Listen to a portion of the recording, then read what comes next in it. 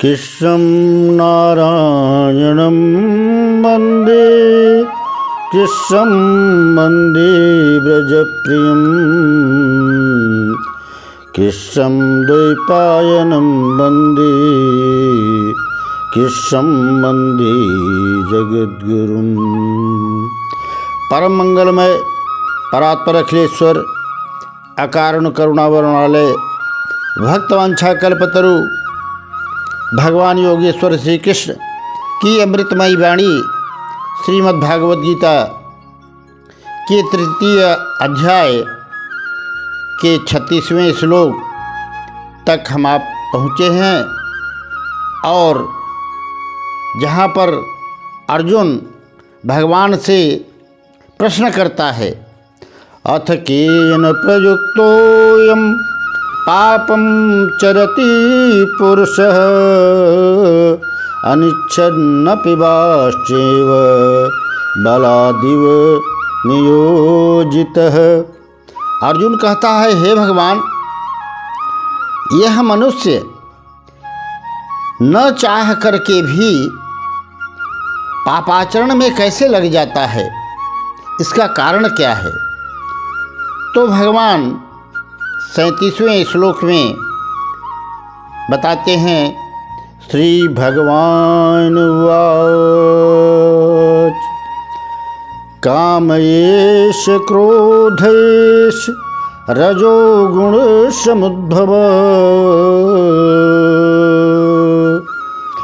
महाशनो महापाप्मा बद्धीनामिह वैरिणम्।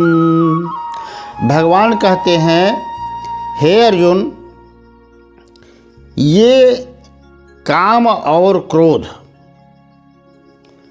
जो होते हैं, इन्हें ही इस विषय में अपना शत्रु जानो। कामयेश क्रोधयेश रजोगुण समुद्धव। अब भगवान कहते हैं कि ये काम और क्रोध रजोगुण से उत्पन्न होते हैं। रजोगुण का मतलब ही होता है रजो रागात्मकम विद्धि तृष्णागुण समुद्भवम, यानी रजोगुण जब तक मनुष्य में होता है तो उसमें वस्तुओं के प्रति राग होता है और वस्तुओं की प्राप्ति की इच्छा होती है, तृष्णा होती है। अर्थात यह काम और क्रोध रजोगुण से उत्पन्न होता है और जब तक हम रजोगुण से ऊपर उठ करके सत्वगुण में प्रवेश नहीं कर पाते, तब तक यह काम और क्रोध हमें पीड़ित करता रहता है। अब काम बहुत ही समझने वाली बात है। काम माने कामना, और ये हम जब किसी वस्तु की इच्छा करते हैं तो उसे काम कहते हैं, कामना कहते हैं। और जब किसी वस्तु की कामना मन में उत्पन्न होती है तो उसे पाने का प्रयास करते हैं, और जब नहीं मिलता तो क्रोध उत्पन्न होता है।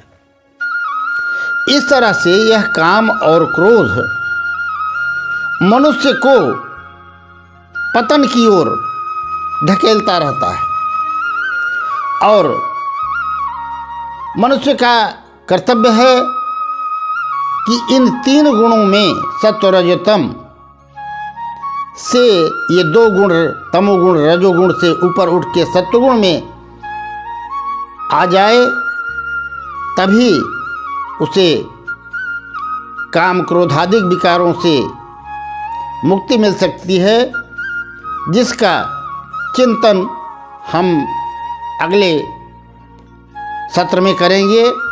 राधे राधे, जय श्री कृष्ण।